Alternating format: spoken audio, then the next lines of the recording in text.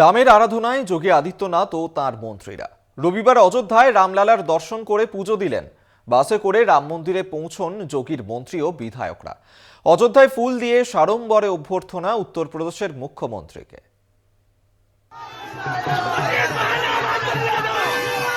মহা ধুমধামে রামলালার প্রাণ প্রতিষ্ঠা হয়েছে অযোধ্যার ভূমিতে।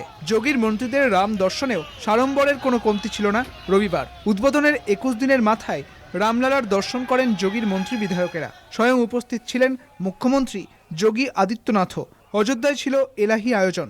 রবিবার বাসে চেপে রাম মন্দিরে পৌঁছন মন্ত্রী বিধায়কেরা। তাদের স্বাগত জানাতে রাস্তার মোড়ে মোড়ে ছিল বিশেষ ব্যবস্থা। 10টি বাসে করে রাম মন্দিরে পৌঁছন তারা।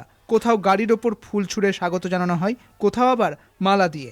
বুলডোজারের ওপর দাঁড়িয়েও ফুল ছুঁড়ে স্বাগত জানানো হয়। অযোধ্যার সীমান্তে বিশেষ অভ্যর্থনা দেওয়া হয়। নিরাপত্তার জন্য সঙ্গে ছিল বেশ কয়েকটি গাড়ি। এদিন মহর্ষি বাল্মীকি বিমানবন্দরে নেমে রাম মন্দিরে যান মুখ্যমন্ত্রী যোগী আদিত্যনাথ। দলের মন্ত্রী বিধায়কদের নিয়ে রামলালার দর্শন করেন তিনি। তাদের জন্য ভোগের ব্যবস্থাও করা হয় মন্দির চত্বরে। উদ্বোধনের 1 মাসের মধ্যে তাদের রামলালার দর্শনের আয়োজন দেখে অনেকে আবার বলেছেন, যোগী মন্ত্রিসভার প্রায় সবাই রাম ভক্ত।